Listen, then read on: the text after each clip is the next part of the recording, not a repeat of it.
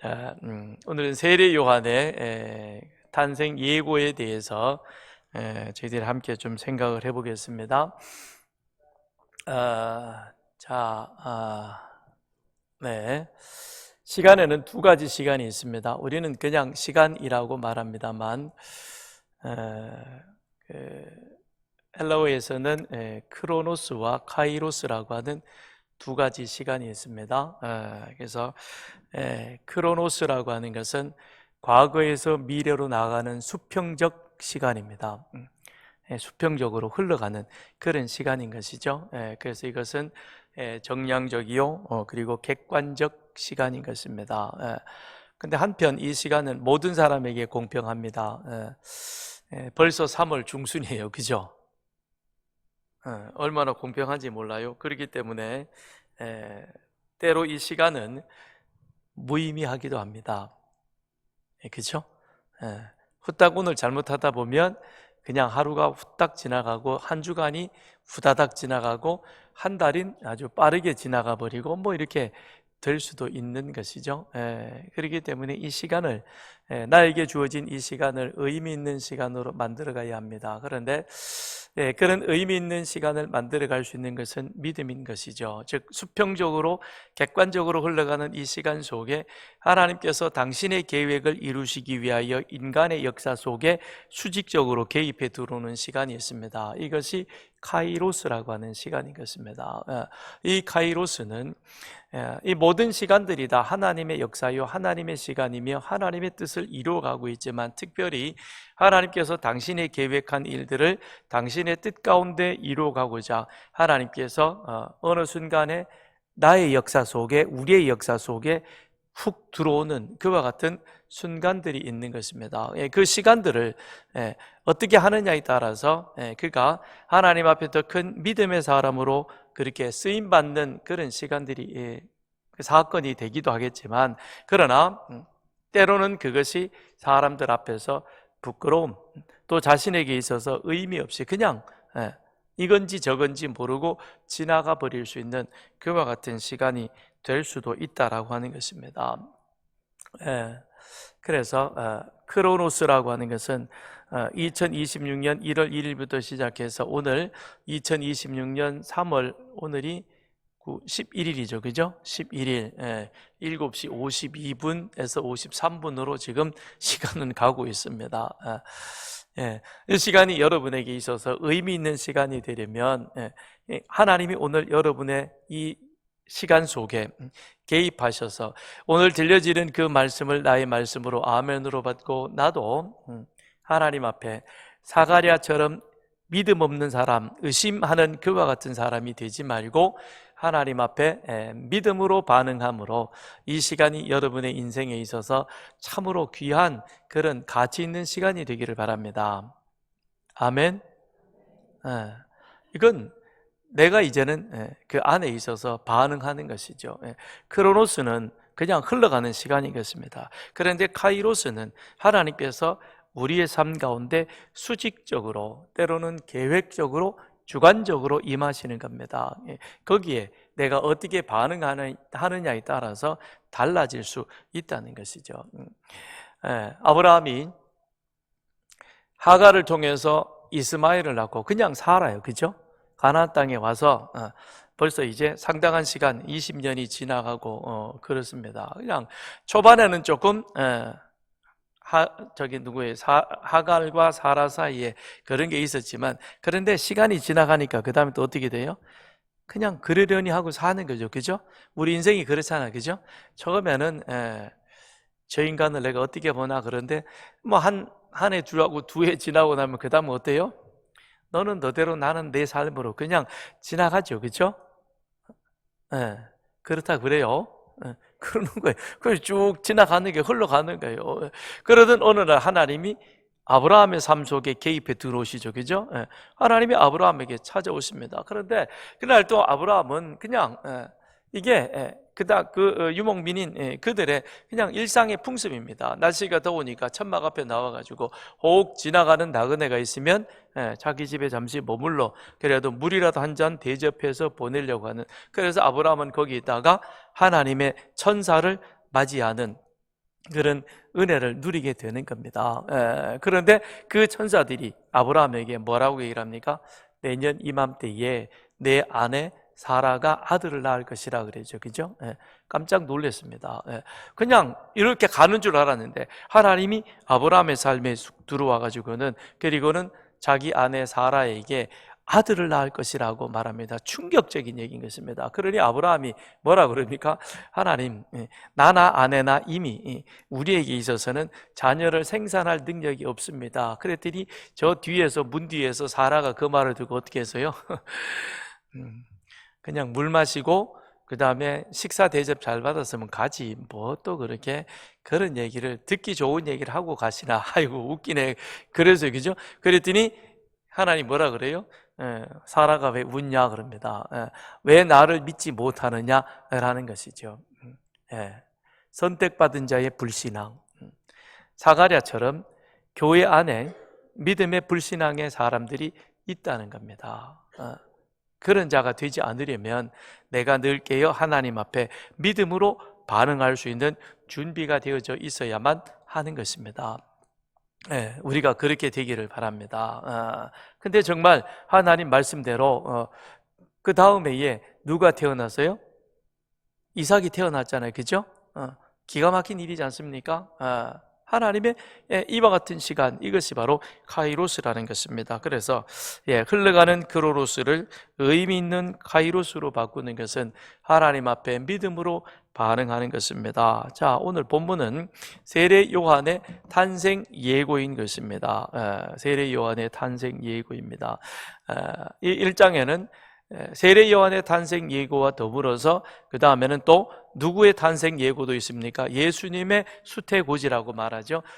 마리아를 찾아가서 예수님, 하나님의 사자가 예수님이 성령으로 잉태되셨다라고 하는 사실을 알리는 그런 내용까지도 함께 있습니다. 자, 오늘 5절부터 7절을 보시죠. 같이 읽습니다. 시작. 유대왕 헤롯 때에 아비야 반열의 제사장 한 사람이 있었으니 이름은 사가랴요 그의 아내는 아론의 자손이니 이름은 엘리사벳이라. 이 두 사람이 하나님 앞에 의인이니 주의 모든 계명과 규례대로 흠이 없이 행하더라. 엘리사벳이 잉태를 못함으로 그들에게 자식이 없고 두 사람의 나이가 많더라 그랬습니다. 자, 누가는 역사가라 그랬죠. 지난 시간에 말씀드렸듯이. 그리고 누가는 다른 복음서 기자와는 다르게 정확한 시간을 예고해 준다 그랬죠. 그죠? 왜냐? 역사가이기 때문에 어느 때에 일어났는가. 그래서 여기 보면 유대 왕 헤롯 때에라고, 지금 이 일이 세례 요한의 탄생 예고에 대한 이야기가 어느 때에 있었느냐? 유대 왕이 헤롯 때에 있었다라고 그렇게 말하고 있습니다. 성경에는 헤롯에 대한 이름이 많이 나옵니다. 근데 본문의 헤롯은 헤롯 대왕인 것입니다. 이 사람이 처음 유대 왕으로 오게 되죠. 그러니까 기원전 40년경에 그가 로마에 가서 로마 원로원의 허락을 받아서 팔레스타인 지역을 다스리는 왕으로 그렇게 그 허락을 임명을 받습니다. 그런데 실질적으로 그가 유대 땅에 와서 유대 왕노릇하기 시작한 것은 기원전 37년부터 예수님이 태어난 기원전 기원 후 4년 때까지라고 그렇게 학자들은 이야기를 하고 있습니다. 우리는 예수님이 태어난 그때를 기점으로 해서 기원 전, 기원 후로 그렇게 역사가 바뀌어졌다고 말합니다. 그런데 정확한 역사에 따르면 기원 전, 예수님의 탄생은 기원 전 한 3년, 4년 그 어간이 아닐까. 근데 정확한 시간은 그 누구도 예측하지는 못합니다. 그런데 아마 그쯤일 것이다라고 말합니다. 그런데 이건 역사가들이 하는 이야기고, 우리에게 있어서는 중요한 것은 무엇이냐면 예수님이 이 땅에 오시기 이전에 그때의 이 세상의 모습들과 예수님이 이 땅에 오신 이후에 예수 십자가 구원의 은혜로 인하여 이제는 모든 사람에게 하나님의 구속의 은혜가 이루어 성취되어져서 그리하여 누구든지, 바울이 성경에 분명하게 기록하고 있든지 예수가 그리스도 되심을 믿음으로 고백하는 자는 그는 더 이상 죄 있다라고 말하지 아니하고 하나님께서 그를 향하여 죄 없다라고 선언하시고, 그리고 의롭다 인정받아 하나님의 영원한 생명을 함께 누리는, 그래서 하나님과 동행하는 그런 복된 은혜를 누리게 된 것입니다. 우리도 그런 은혜를 누리게 된 줄 믿습니다. 그러므로 여러분의 삶 속에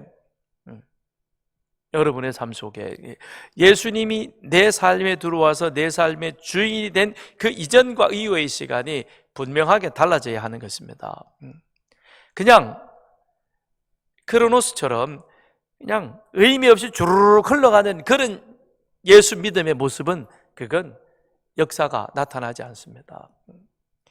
예수가 내 삶에 들어와서 인격적으로 만나고 그 예수가 정말 내 삶의 주인 되심이 믿음으로 고백되어지고 그 고백되어진 이후에 내 삶은 예수님이 태어나시기 이전 그때의 모습과 이후의 모습이 완전히 다르듯 Before Christ, BC잖아요.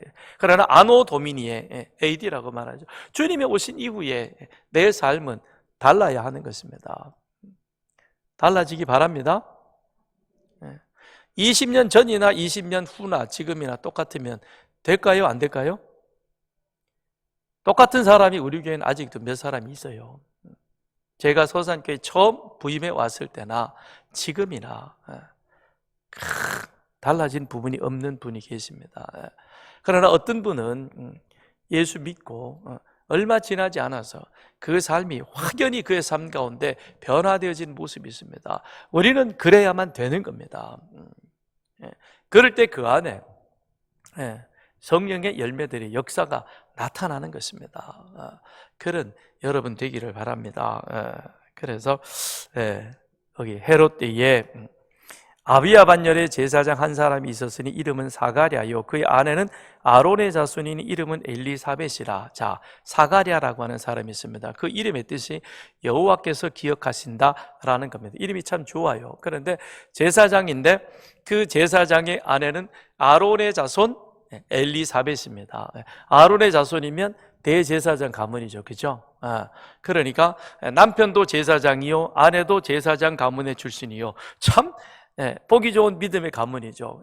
구약에 보면 제사장의 결혼에 대해서 그런 얘기를 규정을 두고 있습니다. 뭐 꼭 다 그랬건 아니었지만 그러나 이런 경우가 사실은 그렇게 뭐라고 그럴까 일반적이지는 않는, 그래서 좀 특별하다라고 그렇게 말할 수 있습니다. 그래서 이 두 사람은 서로 제사장 가문으로서 그렇게 부부가 되어진 그런 사람들입니다. 그런데 그 다음에 이 6절에 가서 보면 이 두 사람이 하나님 앞에 의인이었다라고 말합니다. 출신 성분도 참 좋아요. 그죠? 제사장이고 제사장의 후손이고 그러니까 쉽게 설명드리면 이런 거겠죠. 다 믿음의 가문에서 잘 훈련받은 그와 같은 선남 선녀가 둘이 서로 만나서 가정을 이루었다. 그런데 가정을 이룬 그 이후에도 이 두 사람의 삶은 어떠했느냐? 6절에 이 두 사람이 하나님 앞에 의인이니 주의 모든 계명과 규례대로 흠이 없이 행하더라 라고 말하고 있습니다. 자, 사가랴 여호와께서 기억하신다. 그런데 그 여호와께서 기억하시는데 무엇을 기억하고 계시는가? 그 두 사람의 삶의 모습이 하나님의 계명을 지키며 그 말씀대로 지켜 행하는, 그래서 하나님 앞에 의인이었다라고 말합니다. 여기서 말하는 의인과 그 다음에 후에 사도 바울이 말하고 있는 바울서신에서 말하는 의인하고는 다른 것입니다. 바울에게 말하는 의인이라고 하는 것은 예수 그리스도를 믿음으로 말미암아 의롭게 되어진 우리. 그런데 지금 이 누가복음에서 말하고 있는 의인이라고 하는 것은 구약의 율법, 하나님의 계명을 그 계명 앞에서 도덕적 윤리적으로 그것을 잘 지켜 행함으로 말미암아 율법에 큰 흠이 없는 사람, 그 사람을 지금 누가는 어떻게 표현하고 있냐면 의인이다라고 그렇게 말하고 있습니다. 그런데 지금 이 시대가 헤롯이 다스리는 때입니다만 더 넓게 이 역사의 시각을 열어보면 지금 이때가 어느 때입니까? 이때가 예수님이 탄생할 그 시기가 유대 역사에 보면 어느 때에 해당돼요? 다 공부하셔놓고 여러분이 다 모르는 가만 신구약 중간기 때죠, 그죠? 말라기 이후로부터 400여 년, 흔히 성경에서는 암흑기라고 말하는, 하나님의 말씀도 없고 선지자도 활동하지 아니하고 이상도 보이지 아니하는 바로 그와 같은 암울한 때인 것입니다. 예. 우리가 역사의 시간을 뒤로 넘겨가지고 노아의 때로 한번 가서 보십시다. 노아의 때가 어떠했습니까? 사람들이 악을 행함에 그 악이 세상에 가득하였고, 그래서 하나님께서 사람들이 악을 행하는 모습을 바라보시면서 상당히 근심하고 걱정하던 그런 때, 그죠? 그때에 노아는 어떠했더라? 의인이었다라고 말합니다. 노아가 의인이었다는 것은 하나님 보시기에 그 당시에 모든 사람들이 다 자기 소견, 자기 뜻대로, 자기 원하는 대로 그렇게 살아가고 있던 그 시대 가운데에서 그때도 노아는 그런 사람들의 물결에 휩쓸려서 왔다 갔다 하지 아니하고 하나님의 말씀을 기억하고 하나님 앞에서 하나님을 경외하는 자로 살려고 노력했던 사람. 그런데 지금 사가랴와 엘리사벳이 바로 그와 같았다라는 것이죠. 말라기 선지자가 예언한 그 이후로부터 약 한 400여 년 동안 이 세례 요한이 태어나서 그리고 예수님이 그 시대를 준비해가는 요단강가에서 약대 털옷을 입고 회개하라 천국이 가까웠느니라고 그렇게 마지막으로 외치는 선지자의 삶을 살아가기 그 이전까지 이스라엘은 아주 캄캄한 암흑 시간의 모습을 보이고 있었습니다. 마치 아브라함이 사라의 의견을 받아들여서 하갈을 취하여 이스마엘을 낳고 난 이후에 99세에 하나님께서 그에게 찾아오시기 전까지 하나님께서 그에게 아무 말씀도 하시지 않았던 것과 똑같은 그 시간들을 지금 이 사가랴는 보내고 있었다는 겁니다. 사가랴 시대가 이와 같은 때에 근데 그들은 의인이었다라는 것입니다. 그러니 하나님 앞에서 얼마나 말씀대로 살려고 몸부림쳤을까. 오늘 이 시대는 어떠하겠습니까? 사사 시대를 방불하는 시대이죠, 그죠? 자기 소견에 자기 생각대로 행하는 이 시대인 것입니다. 자기가 옳다고 생각하면 그냥 하는 거예요. 하나님이 뭐라고 말씀했는지는 상관치 않습니다. 오히려 그건 아닌데 하나님이 성경에 말씀하시기를 그러면 꼰대 같은 소리 하고 계십니다 라고 그렇게 아주 치부해 버리는 것이 오늘 이 시대잖아요. 그래서 교회에서도 하나님이 남자와 여자를 창조하셨습니다. 남자와 여자, 남성과 여성을 얘기를 하면 시대에 뒤떨어지는 사람처럼 그렇게 취급받는 그 시대가 오늘 이 시대잖아요. 이게 과연 잘하는 시대입니까? 아닌 것입니다. 많은 사람들이 우르르 몰려간다고 해서 거기에 진리가 있는 게 아닌 것입니다. 진리는 하나님 말씀 앞에 있는 것입니다. 그럼 우리는 하나님 말씀 앞에 바로 서 있어야만 하는 것입니다. 그러니까 이 어두운 시기에도 이 사가랴와 엘리사벳은 믿음의 가문을 이루었을 뿐만 아니라 또한 하나님 앞에 의인으로 주의 모든 계명과 규례대로 흠이 없이 행하였던 것입니다. 그런데 이 가정 안에 한 가지 큰 어려움이 있었습니다. 그게 무엇이었습니까? 엘리사벳이 잉태하지 못함으로 그들에게 자식이 없고 두 사람의 나이가 많았더라. 나이가 많습니다. 그리고 자식이 없습니다. 그 얘기는 결국 무슨 얘기를 하자는 거죠? 더 이상 여기는 자식의 소망이 없는 이러한 때, 그러한 상황이었습니다. 그런데 성경에 보면 통상 하나님 앞에 어떤 흠결이 있을 때에 하나님께서 그 가정이나 그 여인의 태를 닫아버리는 그런 일들이 가끔 있었습니다. 그런데 지금 여기에 보면 사가랴도 그랬고 엘리사벳도 그랬고 하나님 앞에서 의로운 사람들이었습니다. 그런데 그들이 자식이 없었다는 것은 무엇이겠습니까? 그들의 살아가는 지금까지의 삶 가운데서 아마 사가랴도 그랬고 엘리사벳도 그랬고 자식을 위해서 기도하고 자식을 낳기 위해서 그런 어떤 수고와 노력을 기울였을 것입니다. 그러나 그런 시간들이 그들에게 있어서 어찌 보면 자식이 없으니까 그냥 무의미하게 지나가 버린 그 시간이었지만, 그러나 하나님께서는 그 흘러가는 그 시간을 그대로 두지 아니하시고 이제 사가랴의 삶 속에 수직적으로 하나님이 개입하시는 것이죠. 그래서 하나님의 역사를 그 가운데서 크로노스적인 사건으로 만들어 가시는 겁니다. 여러분, 우리의 삶 가운데 때로는 우리가 정말 하나님 앞에 여러 가지 모양으로 누군가 보아도 온전하고 반듯하고 그리고 참 잘하는데, 그런데 그 삶 가운데 뭔가 세상적인 어떤 모습으로 볼 때 부족하거나 어려움이 있습니다. 그러나 그것 가지고 우리가 시험에 들거나 낙심하지 마시길 바랍니다. 여러분, 사가랴나 엘리사벳도 보십시오. 그렇잖아요. 반듯하지 않습니까? 그런데 자식이 없다는 것은 유대 사회에 있어서 여인에게 있어서는 큰 결격 사유가 되는 것이고 그것이 흠이 될 수도 있는 것이었습니다. 그렇지만 하나님께서는 그와 같은 것들을 통해서 이제 세례 요한이라고 하는 가장 큰 자인 그를 보내시고 하나님의 구속의 약속을 성취시켜가는 그 일을, 무대를 만들어가는 그런 놀라운 역사를 이 세례 요한을 통해서, 이 가정을 통해서 만들어가는 겁니다. 그러므로 우리는 하나님이 우리를, 그리고 우리 가정을, 우리 교회를 어떻게 하나님이 이 시대 가운데 사용해 가실는지 알 수 없습니다. 그러기에 늘 우리는 하나님 앞에서 깨어 하나님을 경외하는 자로 나아가는 여러분과 저가 되기를 주님의 이름으로 축원드립니다. 자, 8절에 보겠습니다. 8절. 마침 사가랴가 그 반열의 차례대로 하나님 앞에서 제사장의 직무를 행할새 제사장의 전례를 따라 제비 뽑아 주의 성전에 들어가 분향하고 그랬습니다. 역사가에 의하면 이 시대 제사장의 수가 한 18,000명 정도가 되었다고 합니다. 18,000명. 별로 안 놀라시는군요. 우리 교단에 목사가 10,000명 정도 되나? 아무튼 그런 정도 되는 것 같아요. 10,000명 조금 넘나? 제가 정확한 통계를 기억이 지금 얼른 안 나는데 18,000명이면 굉장히 많은 겁니다.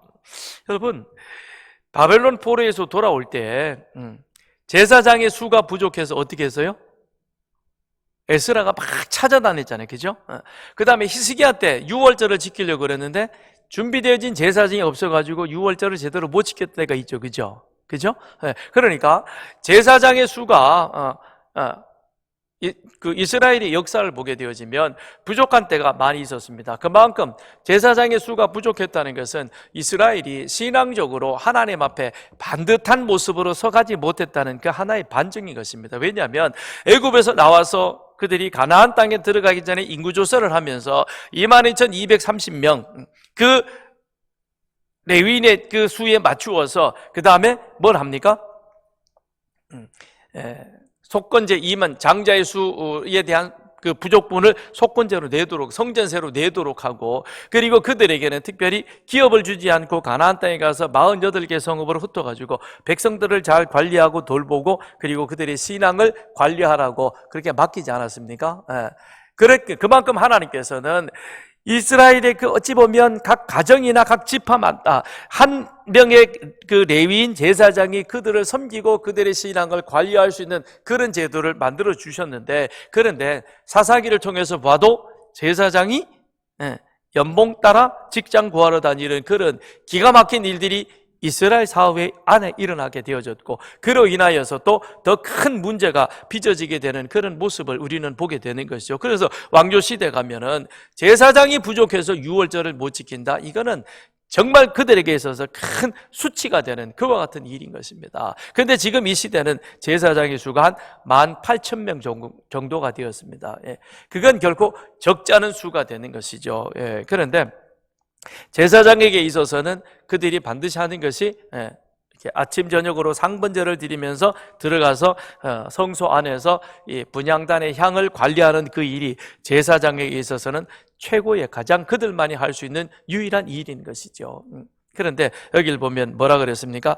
제사장의 전례를 따라 제비를 뽑아 주의 성전에 들어가 분향하고 18,000명이 되어지고, 그리고 그것을 반열대로 나누어서 1년에 2차례 그들이 가서 일주일 동안 봉사를 하는데, 숫자가 많다 보니까 아침 저녁으로 들어가서 분향하는 이 일들이 그냥 할 수 있는 것이 아니라 제비 뽑아서 거기에 당첨된 사람만이 그것을 할 수 있었던 것입니다. 그렇기 때문에 이것은 굉장히 영광스러운 그와 같은 일인 것이죠. 그런데 이번에는 누가 했느냐?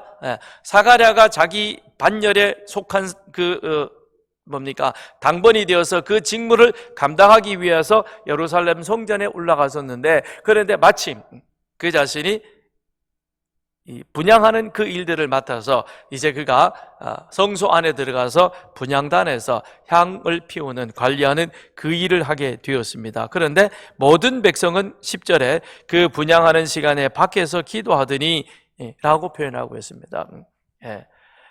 상번제를 매일 드리는 제사이죠. 그거를 아침과 저녁으로 드렸습니다. 그래서 아침 9시, 오후 3시에 그렇게 제사를 드렸죠. 원래는 해 뜰 때와 해질 무렵이었는데, 근데 이것이 시간이 지나오면서 해질 무렵이 오후 3시 정도로 그렇게 시간이 고정이 되어집니다. 그런데 이 시간은 이후에 예수님께서 십자가에 달렸던 시간하고 똑같은 시간이에요.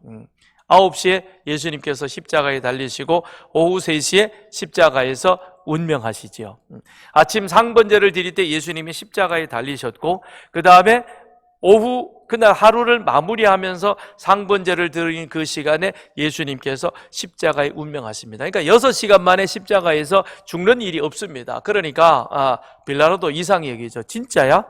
진짜 예수가 그렇게 빨리 죽었단 말이야? 라고 그렇게 말씀하는 것이죠. 자, 그러면 아침 저녁으로 상번제를 드리면서 제사장은 성소에 들어가서 그 다음에 뭘 합니까? 이 분향단을, 그거를 관리하는 그 시간이었는데, 근데 여기 보니까 모든 백성은 그 분향하는 시간에 밖에서 기도했다라고 말합니다. 그래서 미루어 보아 이것은 아침보다는 저녁, 그러니까 오후 상번제일 경우가 가능성이 높다라고 그렇게 얘기합니다. 아무래도 아침에는 이런저런 여러 가지 일 때문에 사람들이 많이 성전에 나와서 기도하는 그와 같은 수가 그렇게 많지는 않았다. 그러나 저녁 시간에는 하루의 일과를 정리하면서 그 다음에 하나님 앞에 나가서 기도하면서 그의 하루의 삶을 마무리하는 시간이었다. 그렇기 때문에 여기에서 모든 백성은 그 분향하는 시간에 밖에서, 이 밖에서는 어디 계세요? 성전 뜰인 것이죠. 그 성전 뜰에서 이들이 하나님 앞에 기도했다라는 것입니다. 기도했다는 거예요. 우리도 그랬으면 좋겠어요. 그죠? 아침 새벽에 나오셔서 기도하시고, 근데 새벽에 나오기가 어려운 분들 계시죠? 직장에 출근해야 되든지 아니면 또는 나는 아침잠이 많아가지고 아침에는 도둑이 와서 업어가도 모른다고 그러고 자신 주무시는 분, 저녁 시간에는 조금 한가하죠. 그죠? 집에 가서 밥 하셔야 돼요. 밥 하시기 전에 한 30분이라도 여기 예배당에 오셔가지고 기도 잠깐 하고, 그리고 하나님 오늘 하루를 지켜주셔서 감사합니다. 여러 가지로 혼란스럽고 그리고 어지러운 이 세상 중에서 하나님께서 저와 저희 가정과 저희 사업장을 하나님 이렇게 지켜주셔서 오늘 하루도 내 삶이 잘 마무리되게 해주시니 감사합니다. 그렇게 기도하고 가면 참 좋겠죠. 그죠? 아멘. 이 사사시대라니까 자기 소견에 옳은 대로 하려고만 하는 거예요. 기도하는 게 좋아요? 좋아요? 엄청 좋은 거 아니에요? 그죠? 당연히 그래야 되잖아요. 교회는 그냥 왔다 가는 거잖아요. 그죠? 그냥 와서 여기 앉아가지고 하나님 저 왔어요 그러고 한번 기도하고, 하나님의 교회 홍보 필요한 거 없어요 그러고 한번 기도하고, 이게 그러면서 이렇게 하고 그러면 우리의 삶도 더 좋아질 것입니다. 그래서 기도했다는 것입니다. 그런데 11절에 보세요. 주의 사자가 그에게 나타나 향단 우편에 선지라. 주의 사자가 누구를 찾아왔어요? 사가랴를 찾아왔죠. 그죠? 근데 사가랴가 주님을 주의 사자를 만날 수 있는 그런 어떤 준비되어진 자이라는 모습을 우리는 보게 되는 겁니다. 그렇죠? 여기 보니까 그는 의인이었고 계명과 구례대로 흠이 없이 행하던 자였고, 또한 하나님 앞에 물론 제사장의 자리가 의무적으로 감당해야 되는 자리이긴 하지만, 그러나 기쁨으로 그 일들을 감당하며 주님 앞에 나아갔을 때 하나님께서는 그를 만나주셨다는 겁니다. 만나주시면서 그를 통해서 하나님의 그동안의 창세기 3장 15절에 하나님께서 우리 죄인을 구속하려는 계획을 하나님이 갖고 계셨고, 그것을 통해서 노아를 부르셨고 아브라함을 부르셨고, 마침내 이스라엘 한 민족을 통해서 제사장 나라를 세웠고, 그리고 그것을 통해서 1500년 동안 제사장이 아침에 들어가서 상번제를 드리고 저녁에 들어가서 상번제를 드리고, 이렇게 약 100만 번 가까운 시간 동안 제사를 지내면서 하나님이 준비하게 하셨던 그 일들이 마침내 이제는 누구를 통해서 그것이 확실하게 보여집니까? 사가랴의 아들 요한을 통해서. 이 얼마나 영광스러운 일입니까? 그렇잖아요? 여러분, 우리가 세상에 많은 일이 있지만 교회 하나님의 일을 위하여 하나님 손에 붙잡혀 그 일을 한다는 것은 그것보다 더 영광스러운 일은 없는 것입니다. 노우어 목사님이 그런 말씀을 자주 강조하십니다. 세상에 많은 이런저런 여러 가지 많은 일이 있고 사람들이 다 뭘 하려고 그러지만 다 그건 임시직이다. 이 땅에 사다가 끝나는 일이다. 그러나 이 땅에서 이 일이 하나님의 나라까지 이어지는 것은 교회의 일, 하나님의 일밖에 없다. 그러므로 우리는 그 일을 사모하는 자가 되어야 된다. 그런데 이게 지금 뒤집어져 가지고 교회 일은 목사만 하는 줄 알고 있고, 여러분들은 전부 세상에 나가가지고 세상 바빠가지고 교회 일을 등한시하는 그런 이 형국이 되고 말았습니다. 이것 바꿔야 되는 겁니다. 그렇다고 해서 여러분 다 목사 되고 전도사 되고 말씀 사역자가 되라는 그런 의미가 아니라, 하나님의 일이 그만큼 귀하고 하나님의 일이 우리에게 있어서 그만큼 의미 있다는 것입니다. 그걸 사모하는 우리들이 되고 그 일에 대해서 우리 마음을 다하면 하나님께서는 또한 우리가 세상에서 감당하는 그 일에 대해서도 하나님이 그것을 충분히 감당할 수 있는 그런 능력과 은혜를 우리들에게 더하여 주시는 줄 믿습니다. 그래서 주님도 말씀하시기를 너희가 먼저 구해야 될 것이 무엇이냐? 하나님의 나라와 그의 의가 아니냐라고 말씀하지 않았습니까? 너희가 먼저 그 나라와 하나님의 나라와 의를 구하면 너희들 가운데 있어야 할 그 모든 세상의 일들, 먹고 마시고 입는 의식주의 문제를 우리 아버지 하나님께서 책임져 주신다고 말씀하시지 않았습니까? 그건 주님의 약속입니다. 하나님의 약속입니다. 그 약속의 말씀을 믿는 여러분 되시기를 주님의 이름으로 축원드립니다. 믿으시고 그 믿음대로 여러분의 삶을 던져서 하나님이 진짜 해주나 안 해주나, 말라기 3장 10절에 그랬잖아요. 하나님 하도 답답하니까 너희 가운데 소득의 11조를 들여서 하나님이 정말 너희 창고에 넘치도록 쌓아주는지 안 하는지 한번 확인해 봐라. 제발 하나님을 의심하는 자가 되지 말고, 사가랴처럼 의심하는 자가 되지 말기를 바랍니다. 그렇게 해서 주의 사자가 그에게 나타났습니다. 그런데 12절에 가서 보세요. 사가랴가 보며 놀라고 무서워하니 천사가 그에게 이르되 사가랴여 무서워하지 말라. 너의 간구함이 들린지라. 내 아내 엘리사벳이 내게 아들을 낳아주리니 이름을 요한이라 하라. 너도 기뻐하고 즐거울 것이요 많은 사람도 그의 태어남을 기뻐하리라 그랬습니다. 사가랴가 천사를 보고 놀라는 것은 당연하겠죠. 그렇죠? 전혀 이거는 예상치 못했던 그와 같은 이력이기 때문에 그렇습니다. 또 성경에 보면 하나님의 사자를 본 사람들의 반응은 한결같이 놀람과 두려움 가운데 빠지게 되는 것을 우리는 보게 됩니다. 그런데 사가랴는 자신이 살아생전에 하나님의 사자를 보리라고는 생각지도 않은데 그것이 그의 현실 속에 이루어진 것입니다. 그러니 그렇게 놀라고 두려워하는 사가랴를 향하여 하나님의 사자가 뭐라고 얘기를 합니까? 무서워하지 말라, 또 놀라지 말라라고 그렇게 말씀하고 있는 겁니다. 우리는 하나님 한번 봤으면 좋겠습니다. 근데 직접 하나님이 우리에게 말씀하시면 놀래가지고 안 믿어요. 그죠? 이게 진짜냐? 그리고 의심해 보는 거예요. 그게 어쩌면 우리의 그런 믿음 없음의 모습이 아닐까. 그런데 이 사가랴도 지금 그런 겁니다. 그러니 천사가 제발 좀 믿어라 라고 그렇게 말하는 겁니다. 그러면서 너의 간구함이 들린지라 그랬습니다. 아마 사가랴가 분양하러 가서 아들을 낳아달라고 그렇게 기도하진 않았을 것입니다. 그런데 여기서 너의 간구함이란 무엇이겠습니까? 아마 이들도 자식이 없음으로 인하여 젊었을 때는 엘리사벳과 더불어서 자녀를 위해서 기도했을 것입니다. 그런데 그것보다 더 간절한 기도는 그것은 다름 아닌 나라와 민족을 위한 하나님 나라의 대망 사상을 두고 기도했을 것입니다.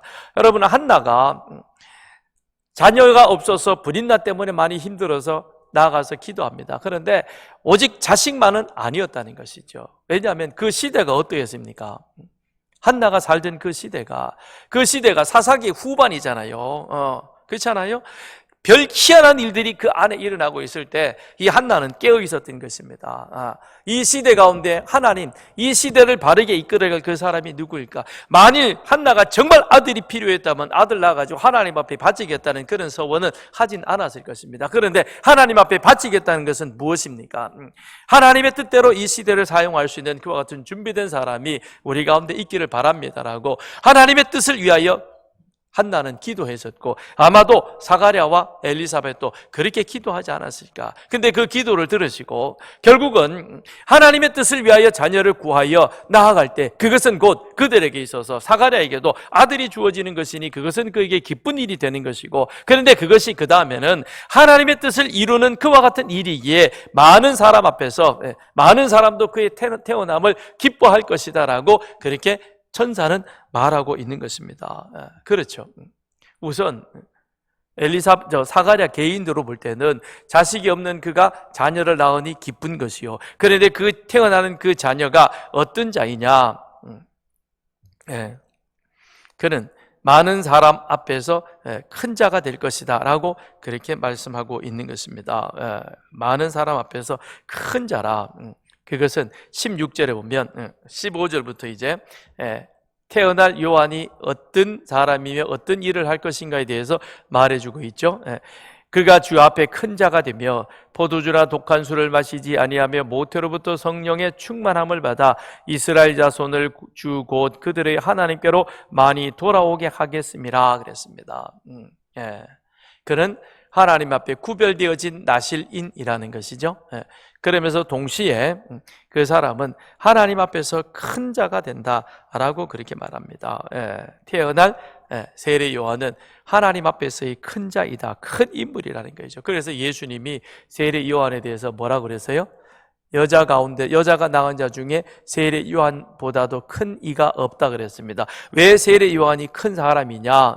그것은 16절에 주님의 길을 예비하여, 장차 주님이 곧 오시게 될 터인데 그 주님의 오실 길을 예비하여 많은 사람들에게 회개하는 세례를 베품으로 말미암아 그들로 하여금 하나님 나라를 준비할 수 있는 그런 시간들을 갖게 해준다는 겁니다. 그렇기 때문에 이 세례 요한이 큰 자라는 것이죠. 그래서 세례 요한이 예수님이 활동하시기 전에 회개하라, 하나님 나라가 가까웠다라고 그렇게 말씀하시면서 모든 사람들에게 너희 삶을 회개하고 지금 하나님 앞에 와서 회개의 세례를 받으라고 말씀하셨습니다. 그렇게 준비되어진 그들에게 그 다음에 주님께서 이 땅에 오셔서 똑같은 말씀을 하시죠. 회개하라, 하나님 나라가 가까이 왔느니라. 그러면서 내가 바로 하나님 나라이다라고 그렇게 하나님 말씀을 우리 주님께서 전하시는 겁니다. 그러니까 세례 요한이 큰 자라고 하는 그 의미는 이 세상에서 그가 대통령이 되고 왕이 되기 때문에 큰 자가 아니라 많은 사람들을 옳은 대로 그리고 하나님에게로 인도해가는 바로 그와 같은 것을 준비하는 자, 그러기에 그 사람이 큰 자라. 그래서 여자가 낳은 자 중에 가장 큰 자가 바로 요한이다라고 그렇게 주님은 말씀을 하는 겁니다. 그러면서 그는 많은 사람에게 또 그의 태어남을 기뻐할 것이라. 왜 그러죠? 400년 동안이나 하나님의 말씀이 없는 가운데 캄캄한 암흑의 시대를 지나가고 있던 그들에게 마침내 예수가 오신다는, 하나님의 이 구원 약속하신 메시아가 오신다는 대망의 기쁜 소식을 전하기 때문에 그러기에 그들에게 있어서 소망을 주는 참된 기쁨과 즐거움이 되는 것입니다. 오늘 우리에게도 이제 부활절부터 영원사랑 축제를 우리가 준비하여 나가게 될 것입니다. 영원사랑 축제, 이 땅에서 우리가 할 가장 귀하고 큰 일은 바로 예수 십자가의 복음을 세상 사람들에게 전하는 겁니다.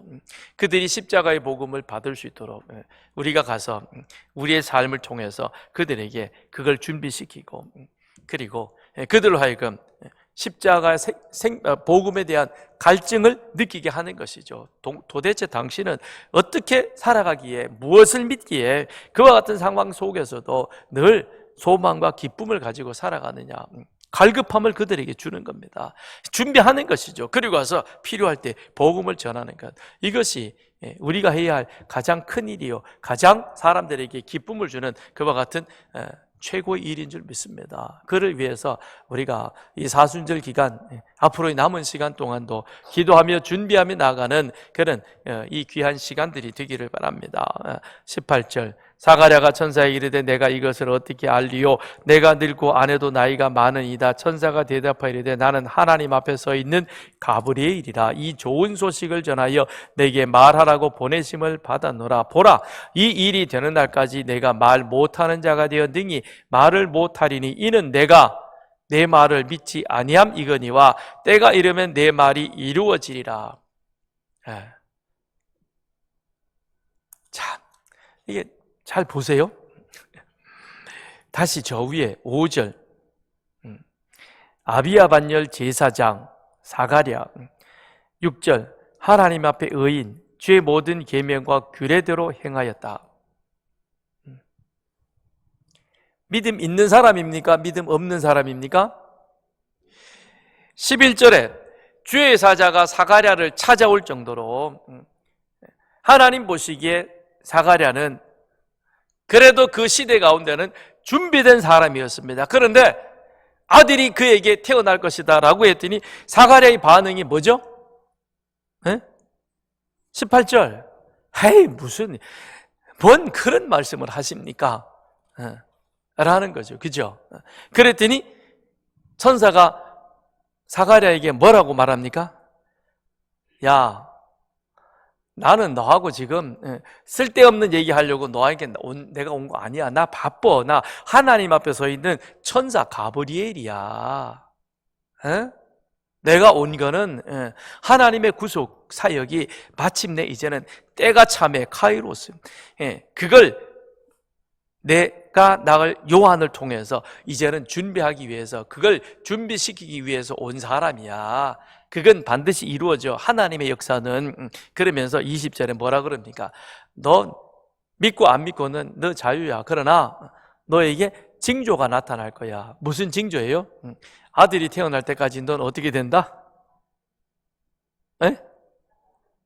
어떻게 돼요? 아이고, 크게 이게 여기 있는데 봐요. 어떻게 돼요? 오늘 이 시대에 우리 가운데도 이런 일이 좀 있었으면 좋겠어요. 하나님이 분명히 역사하고 이렇게 했는데, 그런데 안 믿어.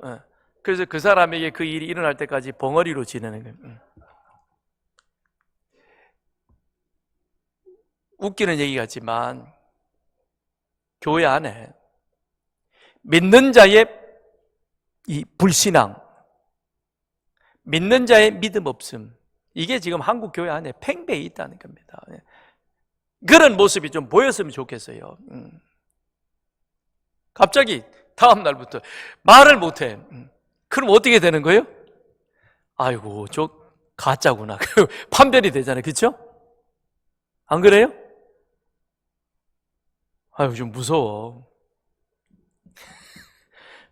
보라, 이 일이 되는 날까지 내가 말 못하는 자가 되어. 사가랴가 말 못하는 사람이 아니었습니다. 말하는 사람이었습니다. 그런데 그 일이 있고 나와서 그 다음에 성소에서 나오니까 어떤 일이 있습니까? 22절, 그가 나와서 그들에게 말을 못하니 백성이 뭐라고 그러죠? 아이고, 이 성전에서 분명히 뭔 일이 있었나 보다 아는 거죠. 하나님이 오늘 우리 가운데 이런 일을 안 한 거는 참 은혜인 것 같아요. 그죠? 그러나 우리 좀 긴장합시다.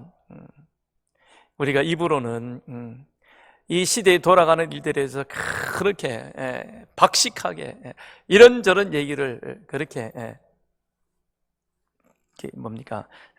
말하면서 정작 중요한 예수가 그리스도 되시고 하나님의 역사가 내 삶 가운데 이루어진 것을 믿음으로 고백하는 그 일에 있어서 왜 이리 우리는 뒤떨어져 있는지, 믿음 없는 모습을 보이고 있는지.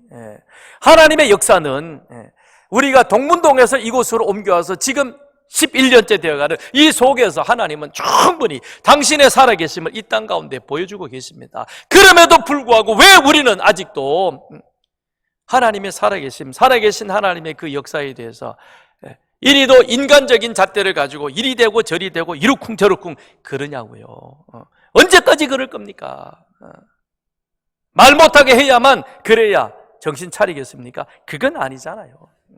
그건 아니잖아요. 하나님은 살아계십니다. 살아계신 하나님은 사가랴에게 역사했다면 오늘 우리 가운데도 역사하시는 줄 믿습니다.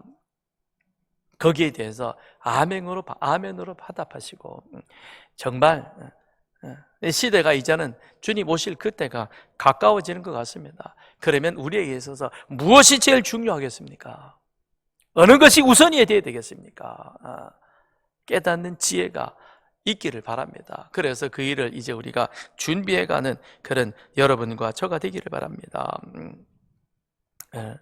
그래서 말하지 말라 그랬습니다. 내 안에 믿음이 없다면, 믿어지지 않는다면 입을 닫으시길 바랍니다. 그게 자신을 위해서 좋습니다. 여러분, 가데스 바네의 사건을 기억해 보십시오. 그날 저녁에 이 10명의 부정적인 정탐꾼이 얘기했을 때, 그때 내 마음에 믿어지지 않아.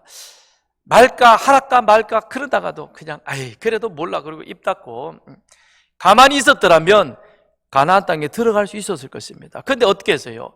여호수아와 갈렙에는 전부 뭐라 그랬어요? 다 한마디 뚫린 입이라고 그냥 했잖아요. 그거 어떻게 됐어요? 내 귀에 들린 대로 내가 행하리라.